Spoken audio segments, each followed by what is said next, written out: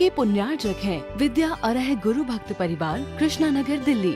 श्री राजेश कुमार जैन, श्रीमती अंजना जैन, बेटी अंजलि जैन, सुपुत्र राहुल कुमार जैन, श्रीमती अर्चना जैन, पौत्र तीर्थ जैन, पौत्री तिथि जैन, बेटी दामाद श्रीमती रागिनी, डॉक्टर पूर्वेश राज। प्रतिष्ठान राजेश क्लॉथ स्टोर, शाहपुरा, भिटौनी, जिला जबलपुर, मध्य प्रदेश। आयोजक एवं निवेदक विद्या अरह चातुर्मास समिति, प्रताप नगर, सेक्टर 8, जयपुर एवं श्री शांतिनाथ दिगंबर जैन मंदिर, प्रताप नगर, सेक्टर 8, जयपुर। बोलिए भगवान महावीर स्वामी की, पंच परमेष्ठी भगवान की जय।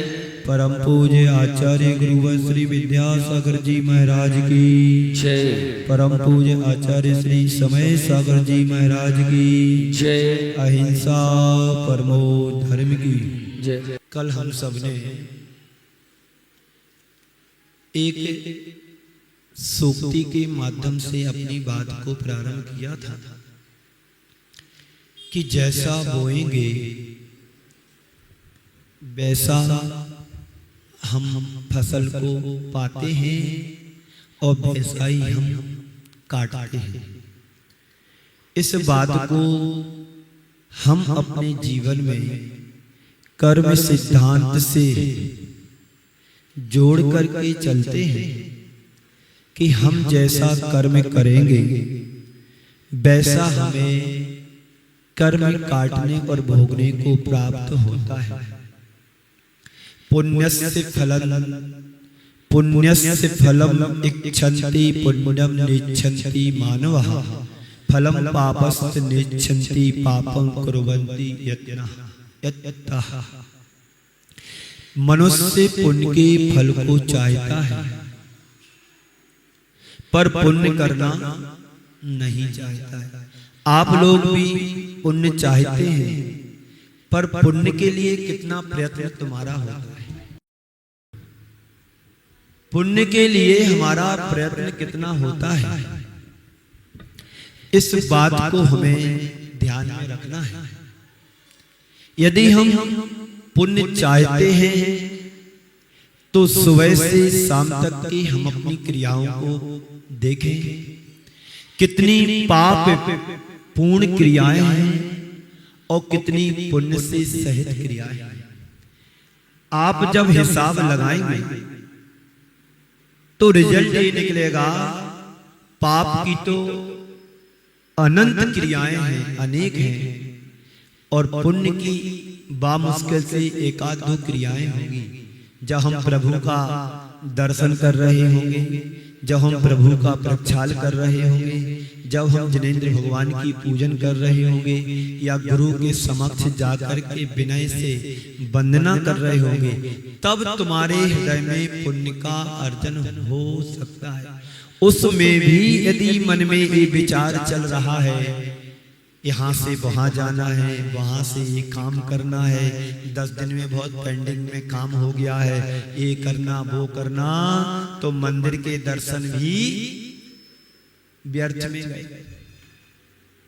आप जब किसी कंपनी में जॉब करते हैं तो उस समय आपके मन में क्या विचार रहता है? कंपनी के प्रति कर्तव्य रहता है, विचारों के प्रति संलग्न रहते हैं कि घर गृहस्थी के काम सोचते हो। बोलो, जिस तरह से तुम किसी कंपनी में जॉब करते समय कंपनी का तुम मनोयोग से कार्य करते हैं, इसी प्रकार से जब भी आप मंदिर की देहरी पर कदम रखें तो सिर्फ मंदिर और मंदिर से संबंधित सारी क्रियाओं पर तुम्हारा दृष्टिकोण होना चाहिए।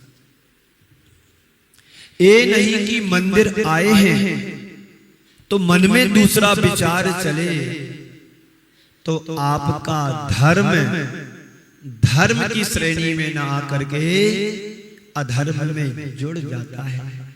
यहाँ पर बड़े सूक्ष्म तरीके से बताया जा रहा है, जो भी क्रिया करें मन वचन काय से करें, क्योंकि बिना मन वचन काय के कर्म का बंध होता नहीं है। काय वांग मनः कर्म योगा। मन वचन काय यानी शरीर के द्वारा ही कर्मों का आश्रय होता है। और इस आश्रव को पाने के लिए, करने के लिए आप सभी लोग प्रयत्न रहते हैं, प्रयत्नरत रहते हैं। आश्रव तो 24 घंटे होता है, एक क्षण भी तुम्हारा ऐसा नहीं है जब हमारे कर्मों का आश्रव रुक जाए। यदि 8 कर्म बंधेंगे तो आयु कर्म जब बंध रहा है तो एक साथ 8 कर्म बंध रहे, वरना 7 कर्म का आश्रव तो निरंतर हो रहा है। तो वो शुभ भी होता है जैन साहब, वो अशुभ भी होता है। जब हम भगवान की अच्छी शुभ क्रियाओं से जुड़ जाते हैं तो वही आश्रव पुण्य के रूप में, शुभ के रूप में पुण्य का बंद कराने वाला होता है। और जब हम सांसारिक क्रियाओं में उलझ जाते हैं या सांसारिक कार्यों में व्यस्त हो जाते हैं तो वही अशुभ आश्रव पाप का आश्रव कराने वाला होता है। तो पुण्यस्य फलम इच्छन्ति पुण्यम निच्छन्ति मानवः, फलम पापस्य निच्छन्ति पापम कुर्वन्ति यत्नतः। मनुष्य पुण्य के फल को चाहता है पर पुण्य करना नहीं चाहता है, पाप का फल नहीं चाहता लेकिन रात दिन पाप में लगा रहता है। बोलो, सोते उठते बैठते जागते खाते पीते क्या है, सब अशुभ आश्रव ही हो रहा है। यह कैसी विडंबना है, यह तो पुण्य की चाय और पाप की राय। चाय किसकी है? आप मंदिर क्यों आते हैं? पुण्य को अर्जित करने के लिए। गुरु के पास क्यों जाते? कि आशीर्वाद मिले, कुछ हमारे बिगड़े काम बने और जो बरसों से काम पेंडिंग में पड़े हैं वो बन जाएं, थोड़ा सा बिजनेस अच्छा चले, थोड़े से बच्चे समझ जाएं, बच्चों का जॉब लग जाए, थोड़ी घर की व्यवस्था अच्छे से बन जाए। चलो गुरु के पास चलते, आशीर्वाद लेकर के आते।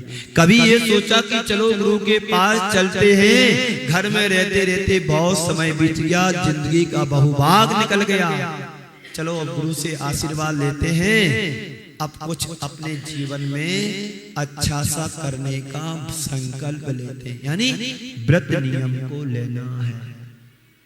नहीं आते ऐसे मन में भाव, इसलिए नहीं आते हैं क्योंकि संस्कार हमारे अशुद्धि के अनंत काल के पड़े हैं।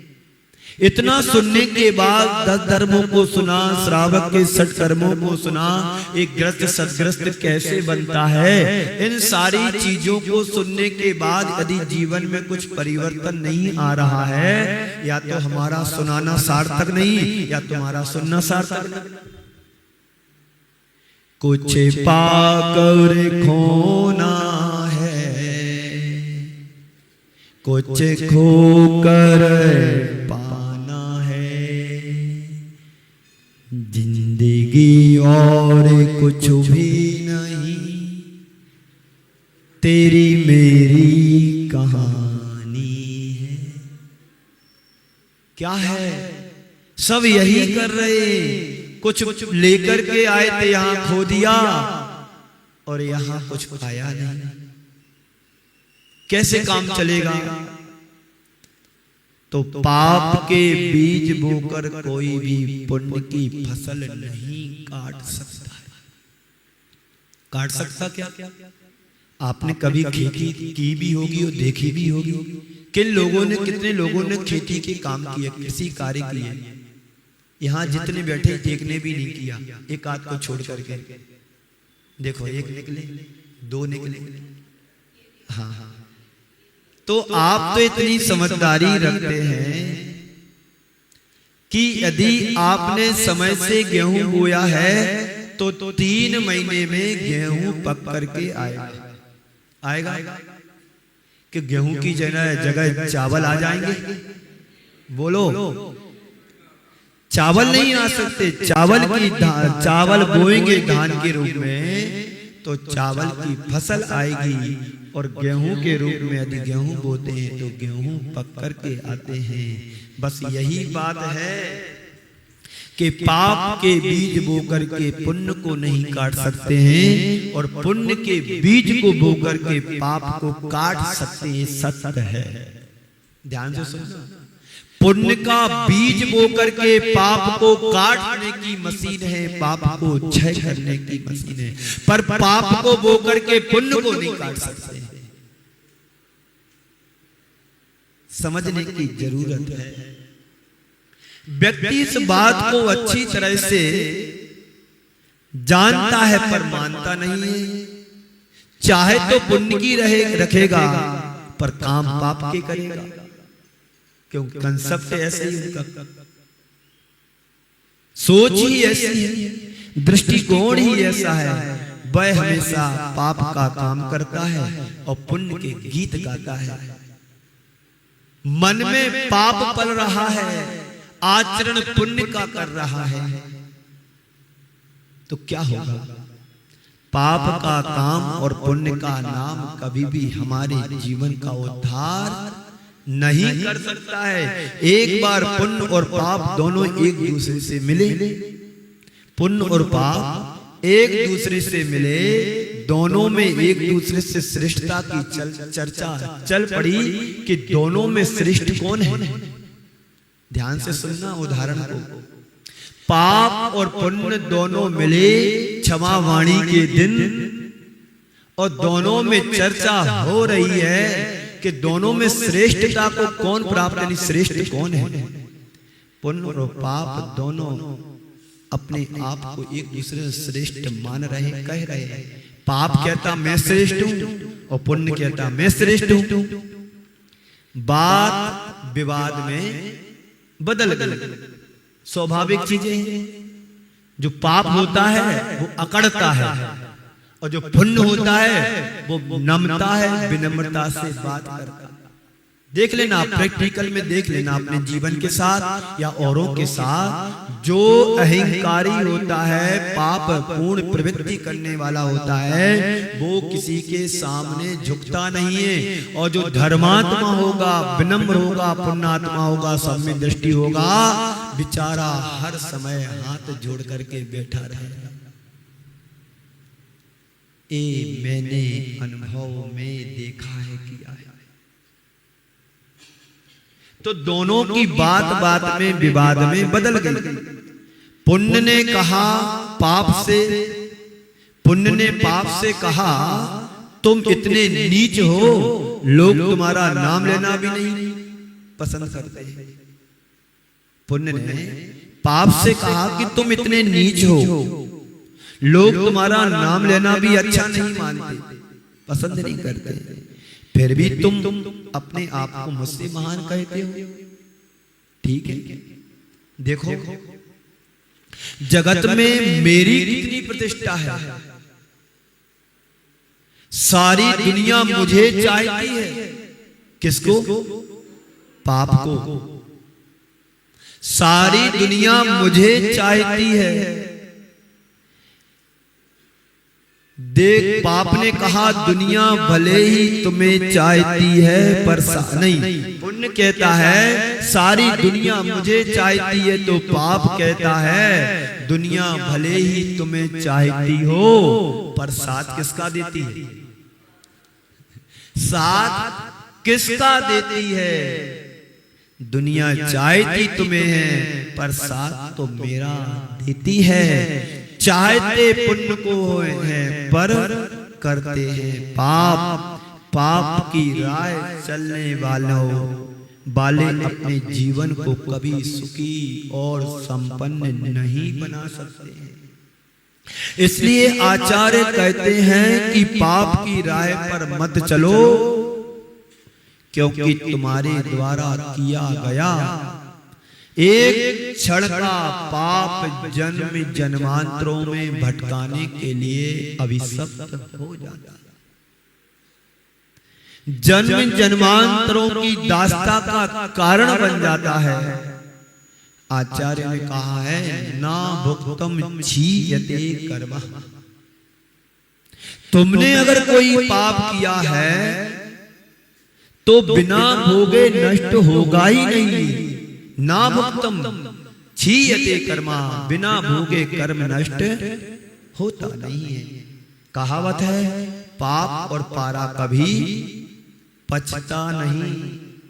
आदमी पाप करके दुनिया की आंखों में धूल झोंक सकता है, पर कर्म की आंख में कभी धूल नहीं झोंक सकता है।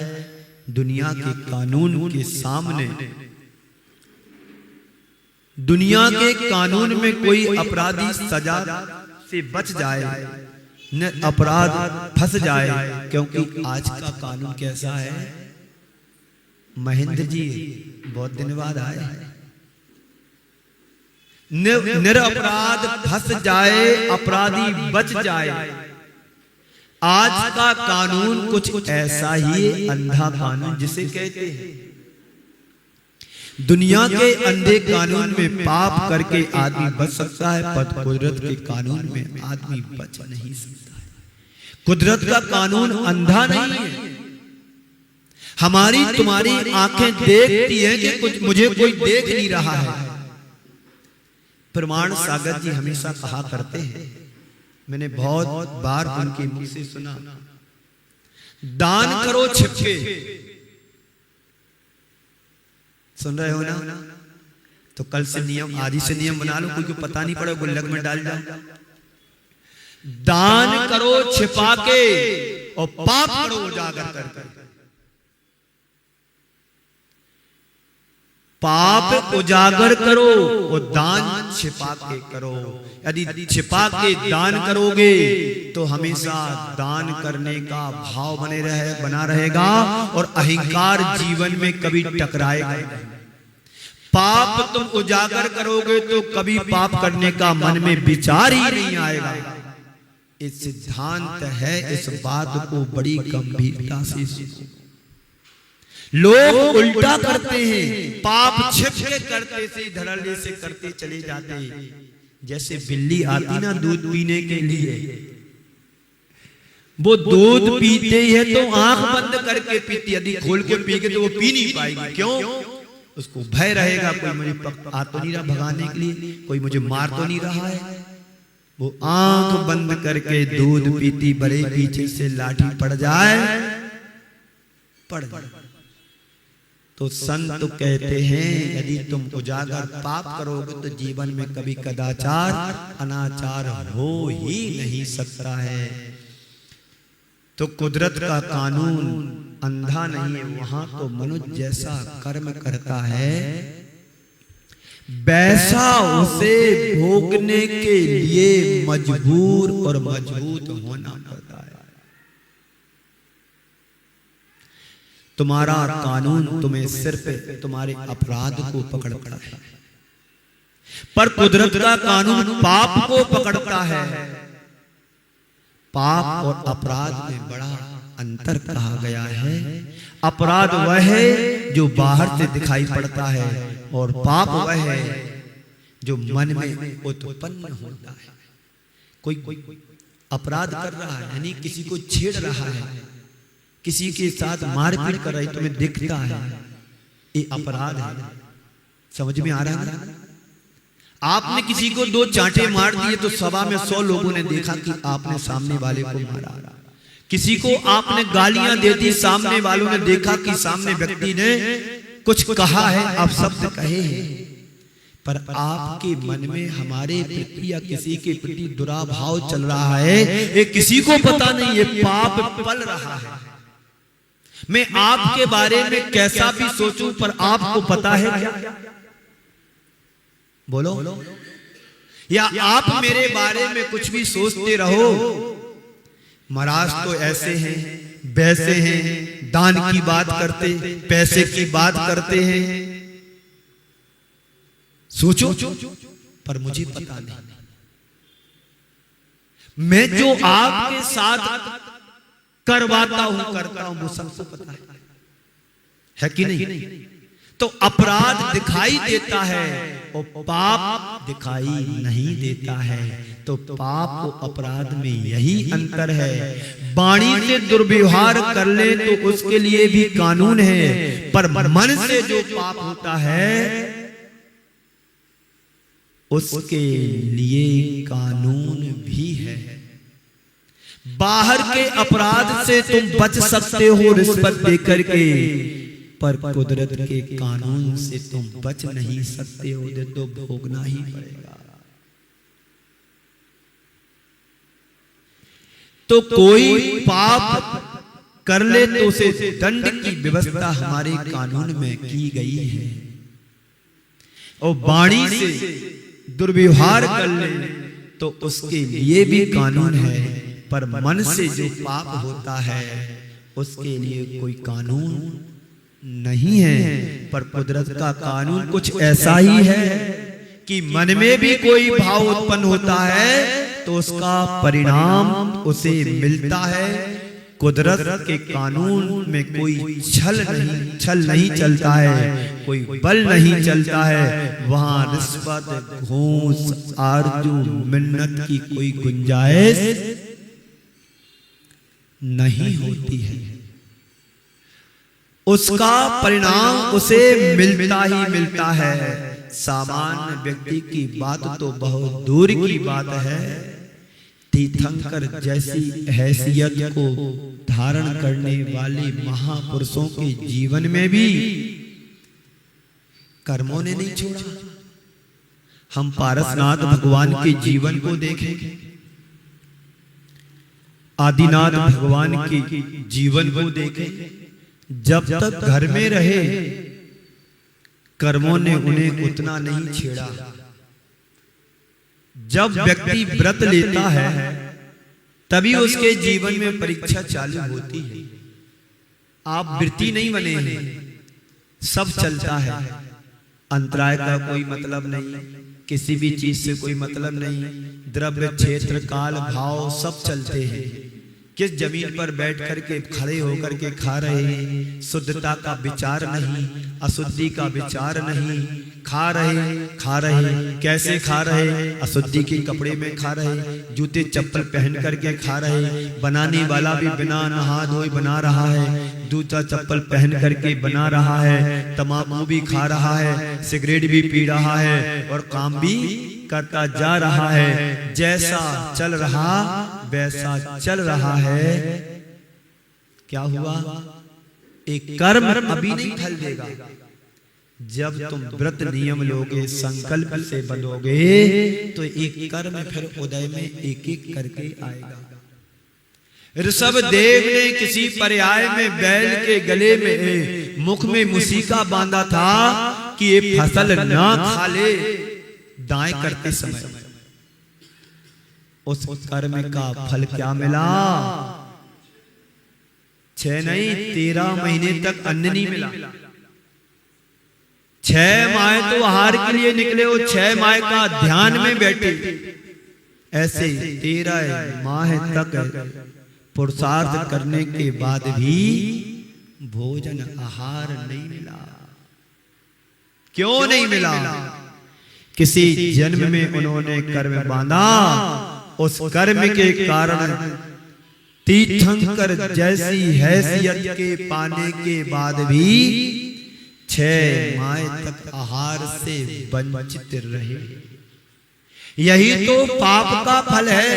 आपके जीवन में कोई दुर्घटना घटती है, ये नहीं सोचना कि किसी के कारण घट रही है, यह सोचना कि हमारा कर्म का उदय आया, इसका फल पनिशमेंट मुझे मिल रहा। बस इतनी सी सोच लो।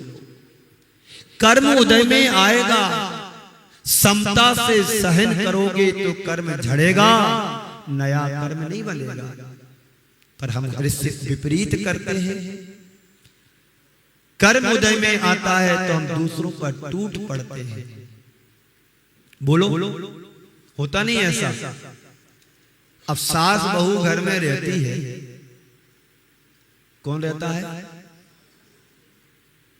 और बहू का पति तो जॉब पर जाता है।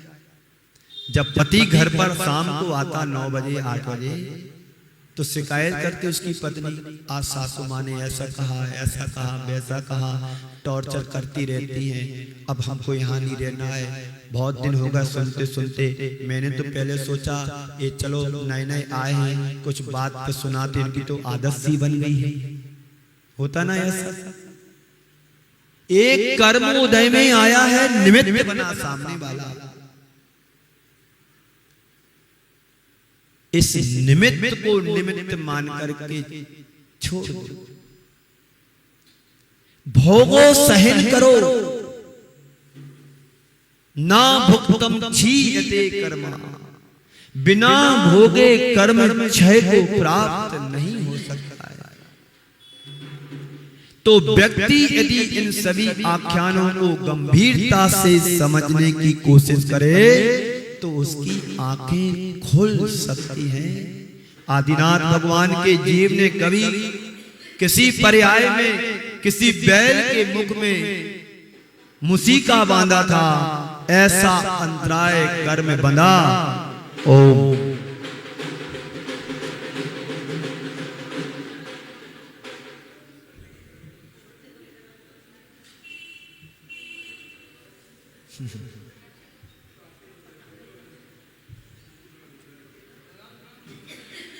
ओम।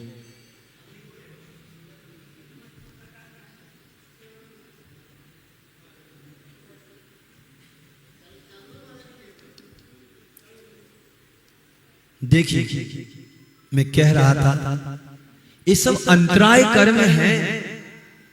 तीर्थंकर भगवान को भी अंतराय आते हैं, मिलते हुए भी विधि विलीन हो जाती है। अच्छे कामों में अंतराय ना आए तो वो काम प्रसिद्धि को प्राप्त होता ही नहीं। इसको हम पॉजिटिव वे में लेते हैं, नेगेटिव में नहीं। यदि प्रसिद्धि को प्राप्त होना है तो कुछ ना कुछ घटना घटना चाहिए, तब वो कार्यक्रम बड़ी संपन्नता की शिखर पर जाकर के विराजमान होता है। तो मैं कह रहा था आदिनाथ भगवान के जीव ने किसी पर्याय में बैल के मुंह में कुछ देर के लिए मुसीका बांधी थी। ऐसा अंतराय कर्म बंधा कि उन्हें 6 महीने तक उन्हें आहार नहीं मिला। आहार के लाभ से लाभान्वित। सीता जी के वर्तमान जीवन को देखकर हम सबको उनके प्रति कितनी संवेदना सहानुभूति होती है, पर उनके अतीत में यदि हम झांकते हैं, देखते हैं, तो यदि सीता के साथ कुछ हुआ तो उसके पीछे कोई ना कोई कारण रहा होगा। वह उनके अपने पूर्वकृत पाप का ही परिणाम रहा कि किसी निर्ग्रंथ निर्दोष मुनि पर उन्होंने लांछन लगाया था कि उसका परिणाम क्या निकला, अपने पति से अलग होना पड़ा और निर्दोष होने के बाद भी दोषी ठहराना पड़ा। रावण ने हाथ भी नहीं लगाया। निर्दोष होने के बाद भी क्या हुआ, कलंकित हुई, दोषी ठहराई गई। एक क्षण का पाप कई कई जन्म जन्मांतरों तक ले जाता है हमारे लिए। भोगने के लिए संसार की 4 गति 84 लाख योनियों में कहां कहां भटकाता है। विचार करने की बात है। कर्म सिद्धांत को समझने वाला व्यक्ति कभी दुखी हो ही नहीं सकता है। भोगना है तो भोगना है, रो करके नहीं, हंस करके भोगो। और हंसने में फायदा है, स्वास्थ्य ठीक होता है, कर्म की निर्जरा होती है, नया कर्म बनता नहीं। अब बुखार आया है तो आया है, जितने दिनों में आया उतने दिनों में जाएगा भी।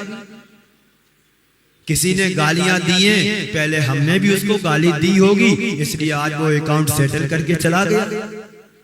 ये सोचने की जरूरत है, किसी ने मेरे साथ गलत व्यवहार किया, हमने उसके साथ कभी गलत किया होगा, आज वो मेरे साथ करके चला गया, बात खत्म। वही डिसमेंटल कर दो मैटर को, बढ़ने आगे मत दो। चिंगारी कहीं उठती वहां दबा दो, रोग कहीं होता वहां दबा दो। ऋण थोड़ा सा है उसे वहीं समाप्त कर दो। क्यों? ब्याज दर ब्याज बढ़ता जाएगा तो फिर चुकाने में दिक्कत जाएगी। रोक थोड़ी सी फुंसी हुई है, फोड़ा होने के लिए तैयार मत हो, उस फुंसी को वहीं पर समाप्त कर दो। चिंगारी कहीं उठी है तो उसको वहीं मसल दो, आग नहीं बन पाएगी। ये सिद्धांत है, चीजें हैं, समझने की जरूरत है। तो आप श्रीपाल के चरित्र को पढ़ा होगा, श्रीपाल के जीवन को देखो, कर्म ने कैसे उनको खेल खिलाया। इतिहास के पन्ने पलट करके देखो, जीवनधर कुमार को देखो, गर्भ में आते ही पिता का मृत्यु लोक को जाना हुआ और माँ का घर से निकलना हुआ।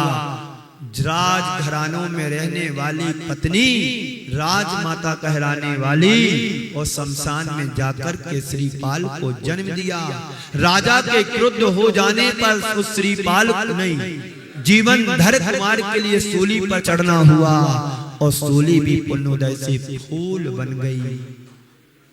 पाप भी चल रहा है, पुण्य भी चल रहा है। श्रीपाल के चरित्र को पढ़ो तो समझ में आता है। श्रीपाल ने अपने जीवन में जितने प्रकार के पाप किए, चलचित्र की तरह सब उसके जीवन में झलक लगी।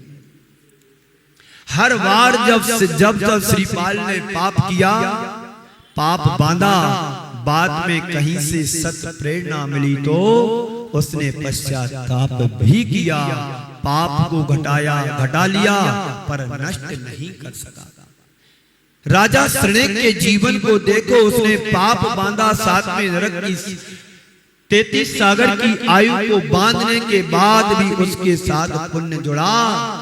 कहां महासागर, स्वयंभू रमण समुद्र के समान, उससे भी बड़ा। कहां आकर के चुल्लू भर पानी की तरह उसने अपनी आयु को घटा करके कर लिया। कितनी, मात्र 84,000 वर्ष की। क्यों? आयु बन गई, नरक जाना है तो 84,000 वर्ष कहां रहा जाए। 21,000 पंचम काल के, 21,000 छठे काल के, फिर पुनः 21,000 छठवें काल के, फिर पुनः पंचम काल के 21,000। 21 इंटू 4 बराबर 84,000 वर्ष जी ऐसे उन्होंने घटाया। लेकिन पुण्य भी था तो 33 सागर की आयु को घटा करके कहां लाया। प्रथम नरक में सट जो, प्रथम नरक में ला करके खड़ा कर दिया 7वें नरक से। है तुम्हारे पास कोई ताकत,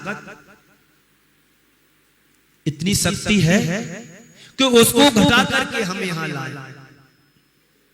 इतनी ताकत तो है, नीचा कैसे दिखाना है। इतनी ताकत तो आदमी रखता है कि नीचा कैसे दिखाना, पर इतनी ताकत भी उसको रखना चाहिए कि नीचे से ऊपर कैसे जाया जाए।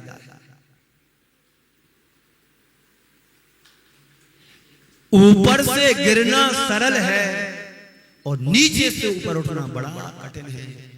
बरसों से शिष्य गुरु चरणों में साधनारत था। एक दिन शिष्य ने गुरुदेव से निवेदन किया, गुरुदेव मैं बरसों से आपके चरणों में साधना कर रहा हूं, लेकिन परमात्मा से साक्षात्कार नहीं हो पा रहा। कृपया करके मुझे भगवान से साक्षात्कार कराओ, नहीं तो मेरी जिंदगी ऐसी चली जाएगी। शिष्य सरल स्वभावी था। गुरुदेव ने उसकी बात को सुना, गुरुदेव ने उसकी बात को सुना, कहा कि बस एक काम कर, पहाड़ी पर जो मंदिर बना है उस पर चलना है। मैं प्रातः जल्दी निकल जाऊंगा, पर एक काम करना, एक पोटली भर उसको पत्थर दिए, ये सारे पत्थर सिर पर रख करके ऊपर आना। मैं ऊपर जाकर के सारी तैयारी करता हूं आगे की विधि की, पर ये सारे पत्थर ऊपर लेकर के आना। जो गुरुदेव आज्ञा। ठीक है, सुबह हुआ, पत्थर लेकर के चल रहा था तो चलने में बाधा हो रही थी, बड़ी मुश्किल से चल पा रहा। उसने एक एक करके सारे पत्थर फेंक दिए। क्या है ये पत्थर फालतू में, इससे ज्यादा पत्थर तो ऊपर पड़े होंगे। इन पत्थरों से बाधा आ रही, इन पत्थरों को अलग करो, जल्दी जल्दी जाता हूं, नहीं तो आज मैं गुरुदेव के कहे अनुसार साक्षात्कार प्रभु से नहीं कर पाऊंगा। इसलिए उसने सारे पत्थर नीचे फेंक दिए। जब आप शेखर जी की वंदना करने जाते हैं ना, पानी की बोतल भी भारी लगती है। स्टार्टिंग में तो चलो चल लेते 1-2 किलोमीटर, लेकिन जैसे जैसे आगे हमारी दूरी बढ़ती है तो आपको अपने शरीर पर जो जर्किन पहन करके ठंडी के दिनों में जाते हैं वो भी भारी लगने लगती है। ऐसे ही उस शिष्य ने सारे पत्थर फेंक दिए और फटाफट फटाफट फटाफट चढ़ करके गुरु चरणों में पहुंच गया समय से पहले। गुरुदेव ने आती उससे पूछा, क्यों बस आ गए तो? हाँ गुरुदेव मैं आ गया। अरे वो तो बताओ पत्थर कहाँ है जो हमने पोटली दी थी? अरे गुरुदेव उन पत्थरों से मुझे भार लग रहा था, मैंने सारे पत्थर वहीं फेंक दी, नहीं तो आज मैं परमात्मा का साक्षात्कार नहीं कर पाता, दर्शन नहीं कर पाता। मैंने सोचा गुरुदेव चलेगा, विधि हो जाएगी, मैं पीछे रह जाऊंगा, पुनः दर्शन नहीं हो पाएंगे, 1 वर्षों की साधना फेल हो जाएगी। गुरुदेव ने समझाते हुए कहा, बस बस तुमको समझ में आ गया कि जिस प्रकार से भार सहित व्यक्ति पहाड़ी या किसी ऊंचाइयों पर नहीं चल सकता है, तो तुमने सारे पत्थर को फेंक दिया। जिस दिन तुम्हें परमात्मा की ललक लग जाएगी तो सारे कर्मों के भार और पत्थर को फेंक देगा, तुम्हें साक्षात्कार परमात्मा का हो जाएगा। गुरु को पता है शिष्य को कैसे समझाना है। हमारे गुरुदेव हम लोगों को बड़े, कहीं भी कोई रास्ते चलते चलते दृश्य देखते थे तो वो उसमें कुछ सिद्धांत और अध्यात्म घटित जरूर करते थे। उदाहरण दे करके हम लोगों को स्वाध्याय के समय समझाते थे। एक तिपाई होती, तिपाई खेत में होती, जो खलियान में जो गर्मी के दिनों में उस पे खड़े होकर के अनाज को हवा देते ताकि भूसा अलग और धान अलग। इस कार्यक्रम के पुण्यार्जक थे विद्या अरह गुरु भक्त परिवार, कृष्णा नगर, दिल्ली। श्री राजेश कुमार जैन, श्रीमती अंजना जैन, बेटी अंजलि जैन, सुपुत्र राहुल कुमार जैन, श्रीमती अर्चना जैन, पौत्र तीर्थ जैन, पौत्री तिथि जैन, बेटी दामाद श्रीमती रागिनी, डॉक्टर पूर्वेश राज। प्रतिष्ठान राजेश क्लॉथ स्टोर, शाहपुरा, भिटौनी, जिला जबलपुर, मध्य प्रदेश। आयोजक एवं निवेदक विद्या अरह चातुर्मास समिति, प्रताप नगर, सेक्टर 8, जयपुर एवं श्री शांतिनाथ दिगंबर जैन मंदिर, प्रताप नगर, सेक्टर 8, जयपुर।